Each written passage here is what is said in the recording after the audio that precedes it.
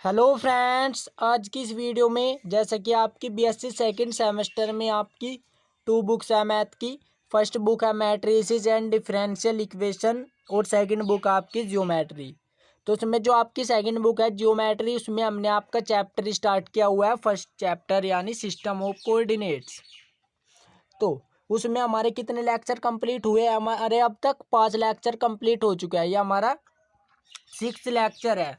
तो आज इस लेक्चर में हम ये जो हमारा चैप्टर है ये हमारा कंप्लीट हो जाएगा। हम आज इसकी कंप्लीट एक्सरसाइज सोल्व करा देंगे। इसमें आपके एक्सरसाइज ये आपको एक ही दी हुई है। आपकी बुक कौन सी है? कृष्णा पब्लिकेशन की बुक है। उसमें आपको केवल एक एक्सरसाइज दी हुआ है और इस एक्सरसाइज में आपको 8 क्वेश्चन दिए हुए हैं। तो आज हम क्वेश्चन 6, 7 और 8 को करने वाले हैं। अगर आपने इससे पहले के लेक्चर नहीं देखे तो आप पहले उन्हें देखिएगा जाकर, तभी आपके लिए ये वीडियो यूजफुल होने वाली है, वरना आपको समझने में थोड़ी प्रॉब्लम्स हो सकती है। हमारे 2 लेक्चर्स हैं और लेक्चर 1 और 2 इसके बेसिक्स के, तो आप पहले उन्हें देखिएगा। तो चलिए question 6, what are the perpendicular distances of point x y z. आपको कोई पॉइंट दो P from the coordinate axis. आपको पॉइंट एक्स वाई जेड की कोऑर्डिनेट एक्सिस से क्या बताने हैं? Perpendicular distances. तो चलिए इसके लिए आपने क्या किया, पहले आपने एक्स वाई जेड प्लेन बनाया।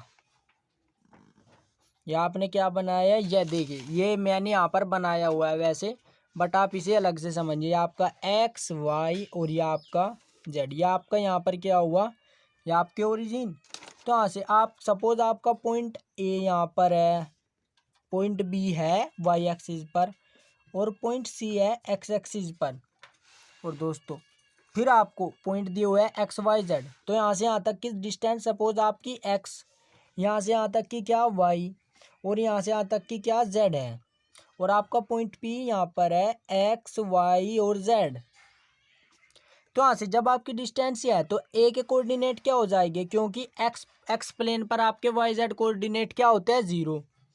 तो इसी प्रकार से बी के क्या हो जाएंगे? 0 वाई 0। सी पर आपका एक्स वाई कॉमन, क्या 0। तो यहाँ से आपको ये आपका जो मैंने आपका यहाँ पर डायग्राम है ये मैंने आपको अलग से समझा दिया। उसके बाद the perpendicular distance from point x axis equal to P ए।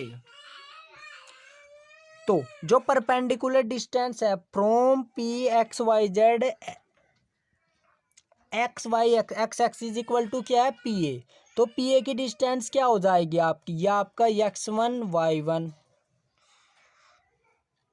ये x1 y1 नहीं, ये एक्स वाई और जेड है, ये आपके क्या है? कोमाज है। तो यहाँ से x1 y1 z1 सपोज आपने इसको लेट किया और x2 y2 z2 आपने इसको लेट किया, तो x1 माइनस x1 यानी x माइनस x, तो आपका क्या हो जाएगा? 0। y minus 0 plus z minus 0। तो आपने सिंपली पी ए के पॉइंट सपोज आपको, आप इसे ऐसे समझ सकते हैं, पी के कोऑर्डिनेट दिया आपको एक्स वाई जेड और किसी पॉइंट ए के कोऑर्डिनेट दिए हुए हैं आपको x 0 0। तो यहाँ से जब आप डिस्टेंस फॉर्मूला यूज करेंगे तो यहाँ से आपका क्या मिल जाएगा? x minus x square plus y minus 0 का स्क्वायर। इस प्रकार से आप इसे समझ सकते हैं।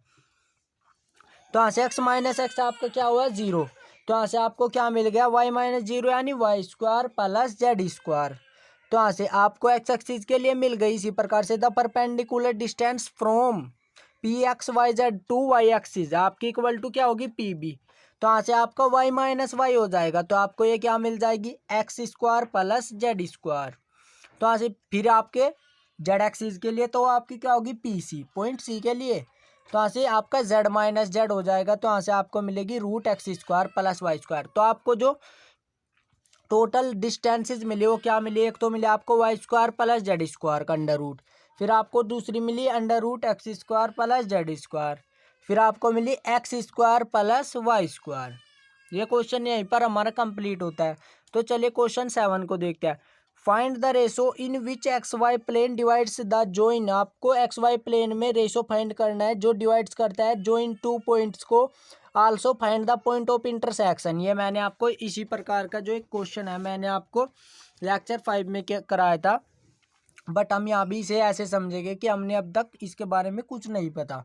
तो फाइंड द रेशो आपने क्या लेट किया? Let the ratio be lambda ratio 1। Suppose आपका रेशो है lambda ratio 1 on x y plane. तो एक्स वाई प्लेन पर यानी इट मीन्स जेड कोऑर्डिनेट आपका 0, यानी एक्स वाई प्लेन पर आपका जेड कोऑर्डिनेट क्या होता है 0। तो यहाँ से आपको पॉइंट दिया हुआ है ए बी और आपने रेशो क्या फाइंड किया लैम्डा रेशो 1। तो आपका x1 y1 z1 x2 y2 z2 और m1 क्या हुआ आपका लैम्डा और m2 क्या हुआ 1। तो यहाँ से आपको जो पी एक्स वाई जेड है यह आपको होगा m2x1 एक्स कोऑर्डिनेट का फॉर्मूला, फिर y का और फिर z का। ये कौन से फॉर्मूले हमारे सेक्शन फॉर्मूले है। तो यहाँ से एक्स वाई तो आपका एज इट इज, जेड का कोऑर्डिनेट आपका 0 है। तो यहाँ से जब आप इनकी वैल्यूज पुट करेंगे, ये तो आप खुद से कर लेना।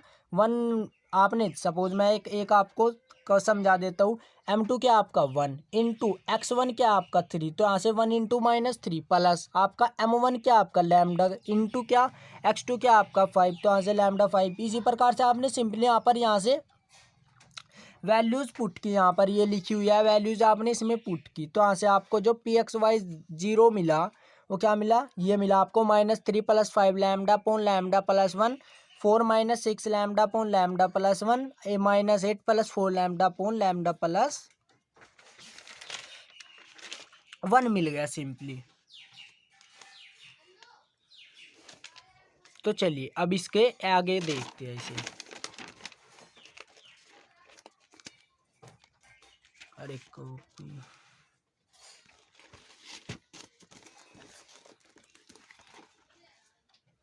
तो चलिए अब हमने क्या किया, ऑन कंपेयरिंग जेड कोऑर्डिनेट, आपने जेड कोऑर्डिनेट की कंपेयरिंग की। तो आपका जेड कोऑर्डिनेट क्या हुआ था 4 लैम्डा -8 अपॉन लैम्डा प्लस 1 और पॉइंट पी के लिए आपका जेड कोऑर्डिनेट क्या है 0। तो जब आप जेड कोऑर्डिनेट की क्या करेंगे कंपेयर, तो 4 लैम्डा -8 अपॉन लैम्डा प्लस 1 आपका इक्वल टू 0। तो यहाँ से आपको लैम्डा की वैल्यू मिली 2। फिर आपको लैम्डा की वैल्यू मिल गई तो सिंपली आप एक्स वाई की तो वैल्यू फाइंड कर सकते हैं। लैम्डा के प्लेस पर हमने वैल्यू पुट की 2, तो यहाँ से आपको मिला 7/3। इसी तरह फिर हमने y के प्लेस पर वैल्यू पुट की, यानी y के लिए लैम्डा की वैल्यू पुट की तो हमें मिल गई। और z की वैल्यू तो हमारे पास ऑलरेडी है, क्या है 0। तो यहाँ से हमें x y z हमें पॉइंट्स मिल गए। हैंस पॉइंट्स आर क्या हुए हमारे 7/3 -8/3 और आपका 0। तो चलिए अब इसका क्वेश्चन 8 देखते हैं। ये इस एक्सरसाइज का लास्ट क्वेश्चन है। The mid point of the sides of a triangle are 1 5 -1, ये आपको पॉइंट है, फाइंड इट वर्सा इट्स वर्टाइसिस।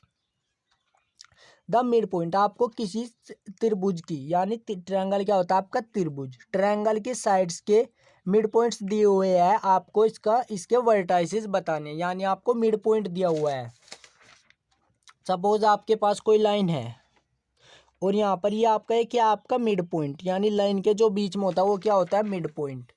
तो देखिए दोस्तों ये आपके क्या है ए बी सी, किसी भी ट्रायंगल के वर्टाइसिस ये कोने वाले होते हैं, कॉर्नर वाले ए बी सी, बट हमें ये दिए नहीं हुए, हमें इनके मिड पॉइंट यानी इस पॉइंट का मिड पॉइंट, इस लाइन का मिड पॉइंट और इस लाइन का मिड पॉइंट दिया हुआ है। तो यहाँ से सपोज आपको ए बी सी आपने नाम दिया इस ट्रायंगल को, फिर आपने डी ई एफ नाम दिया। तो यहाँ से हमें ए बी सी तो हमें फाइंड ही करना है, यानी वर्टाइसिस।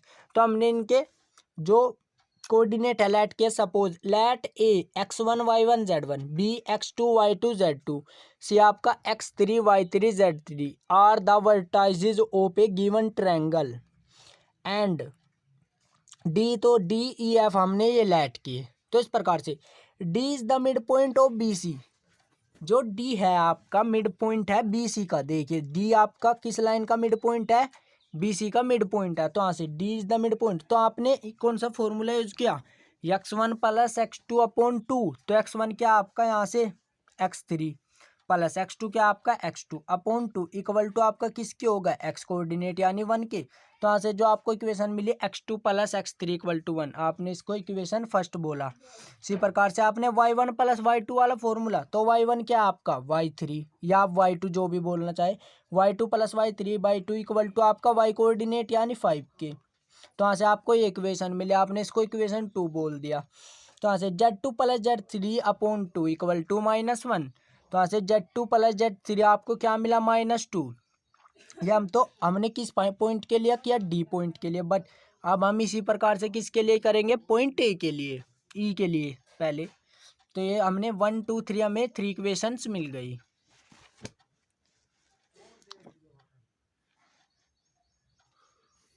फिर हमारा ई मिड पॉइंट है ए सी का। तो जब आपने ई मिड पॉइंट है ए सी का और आपने पॉइंट लेट करके वो फाइंड किया तो आपको x1 + x3 = 0। अब मैंने जैसे पहला पार्ट कराया जब डी मिड पॉइंट था, तो आपको सेम उसी प्रकार से आपको x1 y1 z1 लेट करना है। जिस पॉइंट ए सी के जो पॉइंट्स है आपको उनको x1 y1 z1 लेट करना है, और आपको फिर जो सी के point x2 y2 z2 late किया।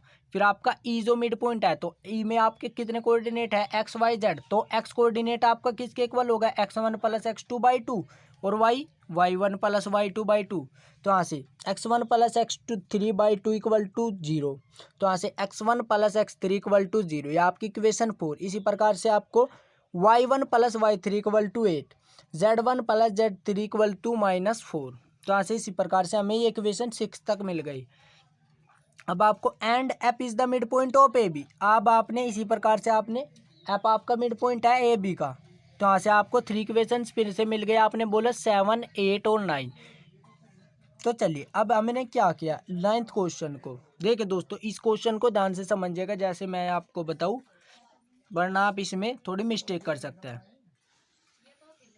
तो चलिए अब आपने जो आपकी इक्वेशन 1st 4th और 7th है, आपने सबसे पहले क्या किया, जो आपकी एक्स वाली इक्वेशन है, ओनली एक्स वाली, आप इसे ट्रिक से याद रख सकते हैं इस क्वेश्चन को। जो आपकी एक्स वाली इक्वेशन है, जितनी भी आपके पास एक्स वाली कितनी इक्वेशन है 3, और वाई वाली भी आपके पास 3, और जेड वाली भी आपके पास 3। तो सबसे पहले आपका कौन सा कोऑर्डिनेट आता है, तो एक्स।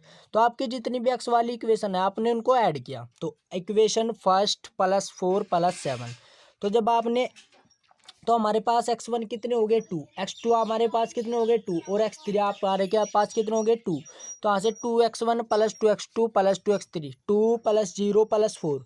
तो यहाँ से हमारा 2 हमने क्या लिया कॉमन, तो यहाँ से x1 + x2 + x3 = क्या मिल गया हमें 3।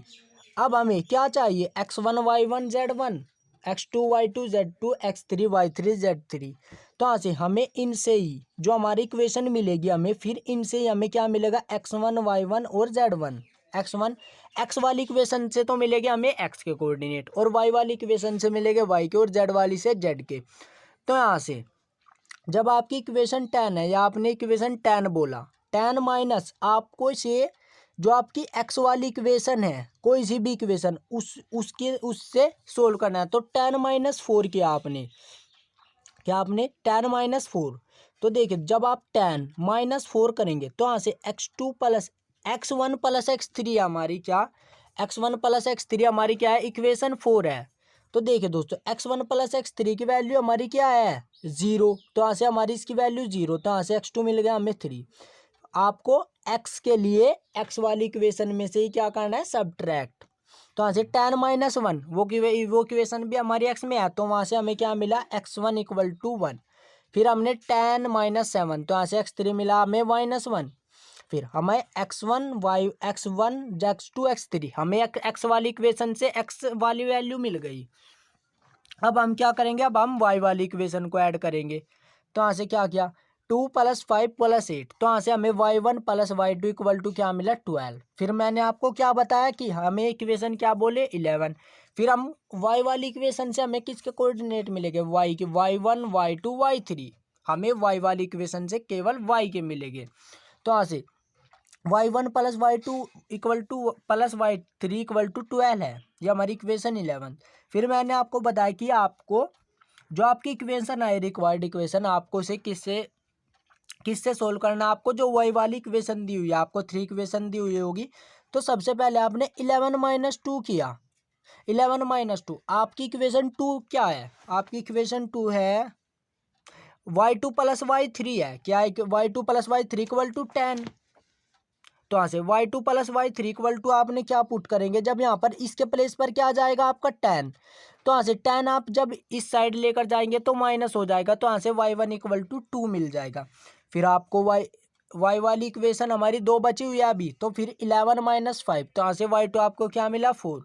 फिर इसी प्रकार से 11 - 3 आपकी जितनी भी y वाली इक्वेशन है आप उसे ही फाइंड कर लेंगे, y3 = 6। तो आप ये एक सिंपल सी ट्रिक है इसे क्वेश्चन को लर्न रखने की, या आप मिस्टेक ना करें तो इस प्रकार से आप इसे पता लगा सकते हैं। नाउ अब आपकी इक्वेशन बची जेड वाली, तो आपने 3 + 6 + 9, तो यहाँ से आपको Z1 + Z2 + Z3 मिला इक्वल टू 1। तो यहाँ से फिर मैंने आपको बताया, आपने इक्वेशन 12 बोला इसको, तो फिर मैंने आपको बताया कि जेड वाली से हमें जेड का कोऑर्डिनेट, तो अब हम इससे क्या मिलेगा Z1 Z2 Z3। तो यहाँ से जेड की इक्वेशन क्या है, Z1 + Z2 + Z3 equal to 1। तो यहाँ से इक्वेशन 2 सब्ट्रैक्ट की, इक्वेशन 2 क्या है आपकी, इक्वेशन 2 नहीं, ये कौन सी है, इक्वेशन 3। तो यहाँ से इक्वेशन 3 आपकी Z2 + Z3 - 2। तो यहाँ से Z2 + Z3 - 2 जब आप पुट करेंगे तो इधर जाकर ये प्लस को हो जाएगा, तो यहाँ से Z1 की वैल्यू मिलेगी 3। इसी प्रकार से फिर हमने जब 12 - 6 किया तो यहाँ से मिला हमें Z2 इक्वल टू 5। उसके बाद ये हमें इसके आगे का यहाँ पर है 12 - 9 किया, तो यहाँ से Z3 की वैल्यू मिले -7। तो हमने कोऑर्डिनेट क्या लेट के थे, x1 y1 z1, x2 y2 z2, x3 y3 z3। तो यहाँ से ए के कोऑर्डिनेट x1 y1 z1, तो x1 क्या हमारा 1, y1 क्या हमारा 2 और z1 क्या हमारा 3। तो यहाँ से 1 2 3 इसी प्रकार से x2 y2 z2। तो यहाँ से हमारा बी के x2 कौन सा है हमारा, x2 हमारा 3 और y2 हमारा है 4 और z2 क्या हमारा 5। फिर x3 y3 z3, तो x3 हमारा क्या है, x3 हमारा -1, y3 क्या हमारा 6 और z3 हमारा क्या है -7। तो इस प्रकार से हमारे जो वर्टाइजेज आए A1 2 3, B3 4 5 और C हमारा क्या मिला हमें -1 6 और -7। और ये चैप्टर आपका यहीं पर कंप्लीट होता है। मैंने आपको इसकी कंप्लीट एक्सरसाइज करा दी। अब इसके बाद हमारा जो नेक्स्ट चैप्टर है वो कौन सा है, direction cosine and direction projection. तो जो नेक्स्ट लेक्चर होगा उसमें हम सेकंड चैप्टर है आपका जो, उसके बारे में डिस्कस करेंगे। तब तक के लिए धन्यवाद।